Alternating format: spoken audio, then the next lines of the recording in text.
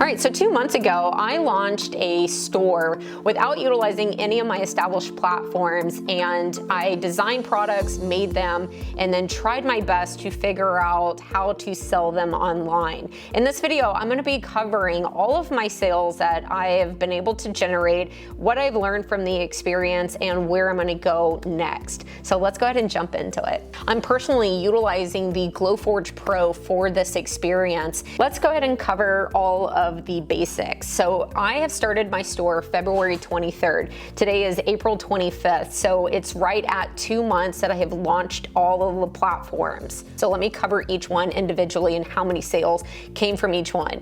Amazon Handmade, 0 sales. Go Imagine, 0 sales. Shopify brought me 6 sales. And then Etsy brought me 36 sales. So total across all platforms have been 42 sales. And in a 2-month period, I know that that's not an outrageous number, but I'm actually really happy with that. Let's go ahead and get into a cost breakdown on what that number means. On Shopify, the 6 sales, that garnered $326.36. And then Etsy, with the 36 sales, has brought in $2,655.63. That means that total across all platforms, really it's just the 2 platforms since only 2 platforms brought in sales, has brought in $2,981.99. So let's just round up a few bucks here and call it $3 grand. $3,000 over 42 sales in 2 months.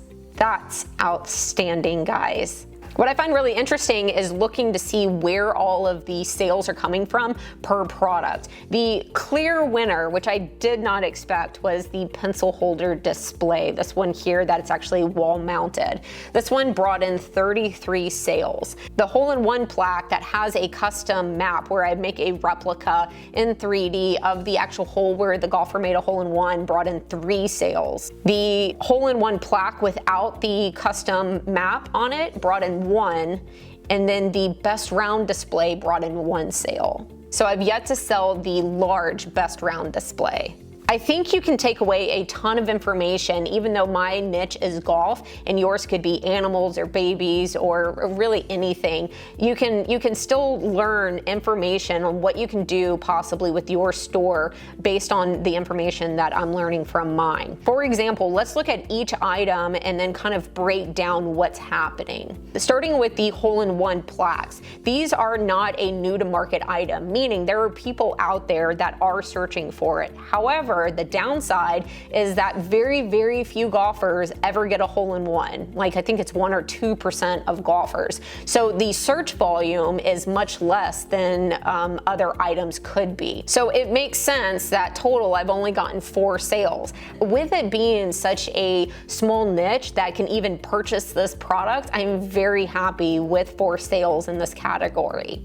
Now the best round display, the large and the small that I've designed and made, this is an absolutely brand new to market product. I invented it and nobody is searching for it because it doesn't exist until I've brought it. And so it completely makes sense on why the search volume for this is null, and I'm actually surprised that I even sold 1. If you're starting your store, be considering, is this brand new to market? Are people already searching for it? If they're not searching for it, how do you get them to search for it? And I am going to start making custom ads to try to get across what the point of this product is and who I think the best person to buy it for is. But in my category, these I'm going after the people who are looking for a unique gift for golfers. Now let's go to another brand new to market product that I just invented, a golf pencil display. The reason I believe that this one has taken off so much better than this other one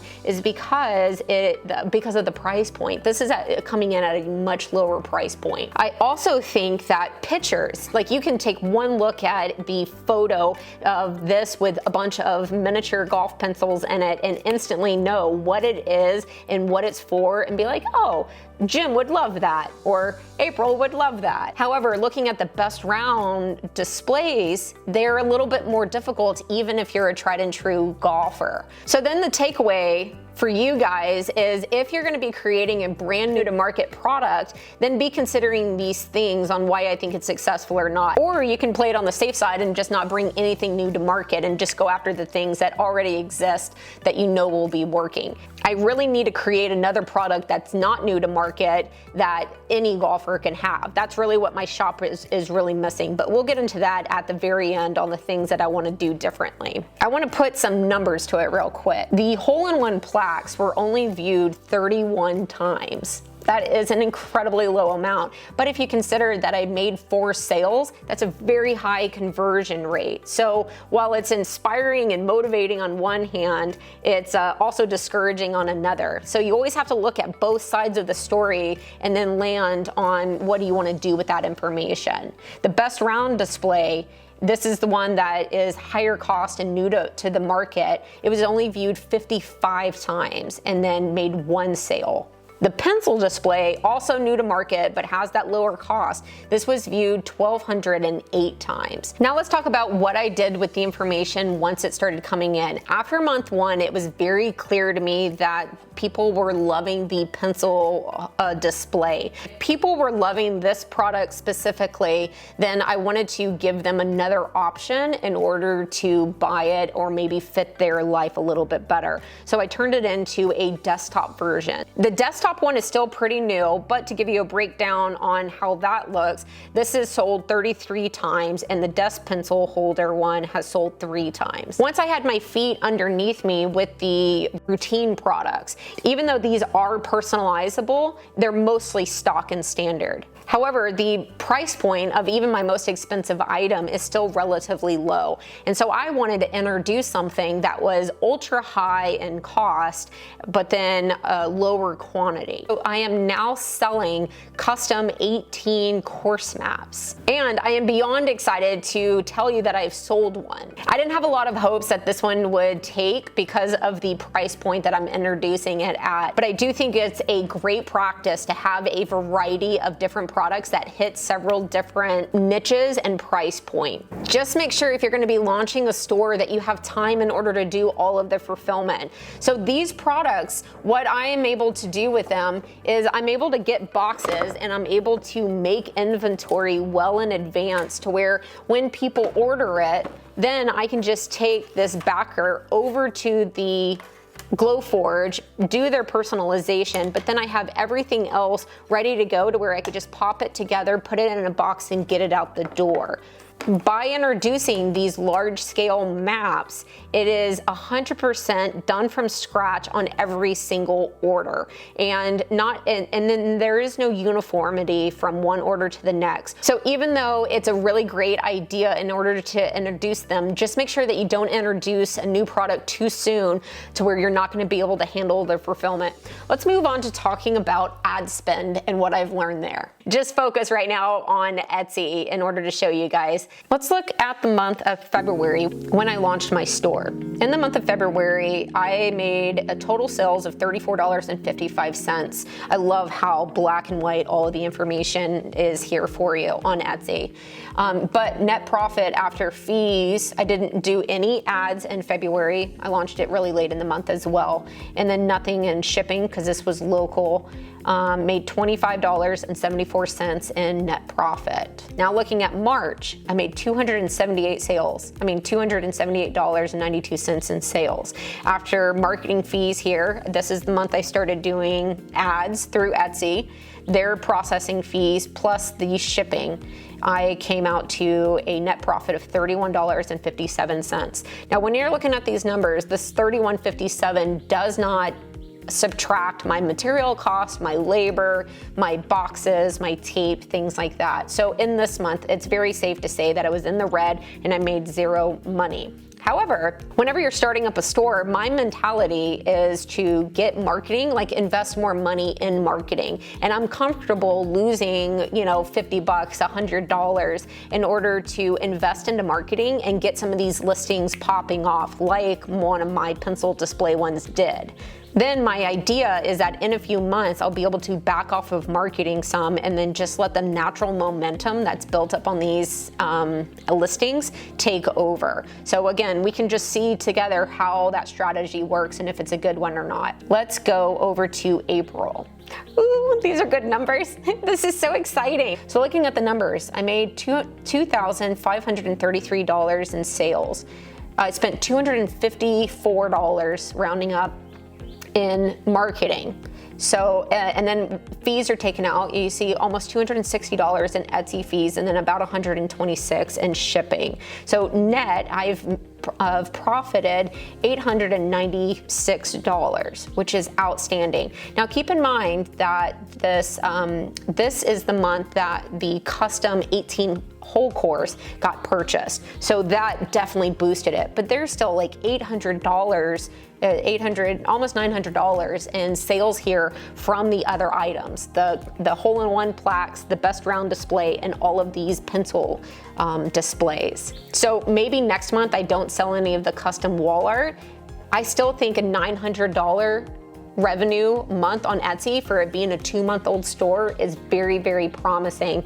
And then if you consider the cost of a Glowforge, let me just look here. That puts me on track for the Glowforge to pay for itself in roughly 8 months. But if I were to sell one custom course a month and I stay on this track, then the Glowforge could pay for itself in roughly 4 months.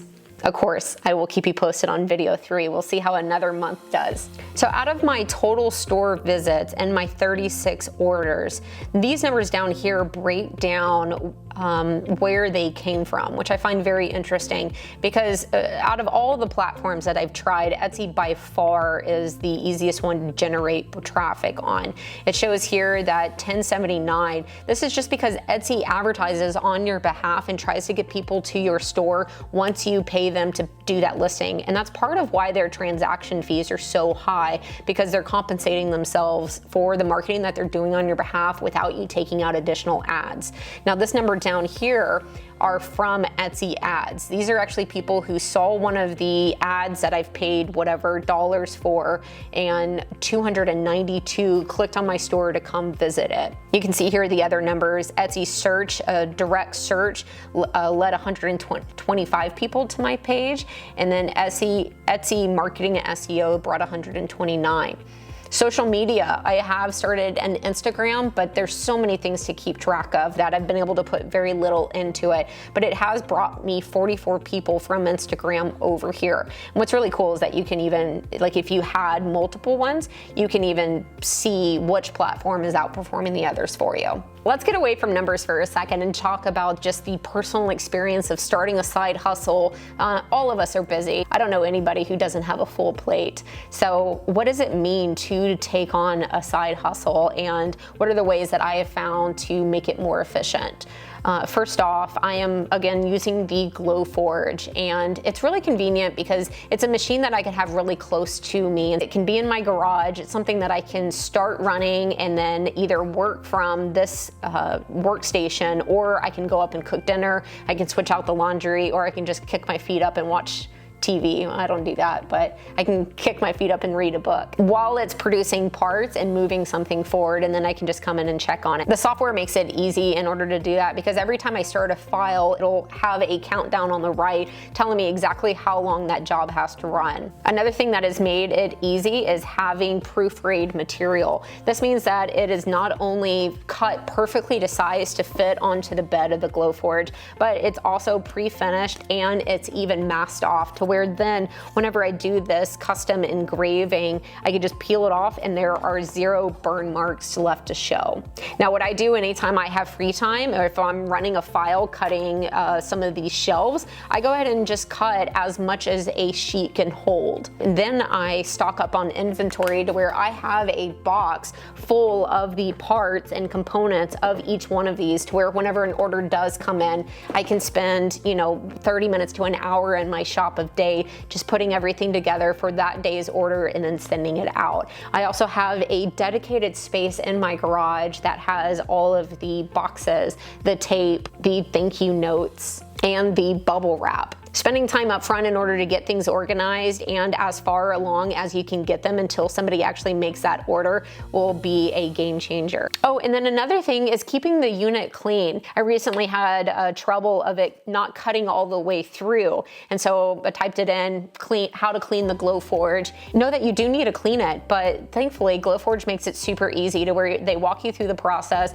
use an alcohol swab, they show you exactly where to clean, and then now regardless of how small the parts are, I can just walk up to the machine, pull the big backer off of it, and all the parts are laying there perfectly cut and ready for me to pull off the machine. Another good thing about using proof grade material is that if you're utilizing the Glowforge software, you can just tell it I'm using medium cherry plywood or I'm using thick draft board. And then it automatically sets all of the settings for you to where you push the button and it'll cut everything as it knows it needs to in order to get through that material. Did I cover everything? I really hope that this information has been helpful to you. Okay, so moving forward over the next month before the next video, I'm really hoping, fingers crossed, that this the pencil holder display, it continues to do what it's been doing, and then I'm really hoping to sell more of the custom displays and figure out that process a little bit more. So I will keep you posted on everything I learn over the next 30 days. I would love to hear your struggles that you've been dealing with if you started a side hustle, or if you have any recommendations or tips for me.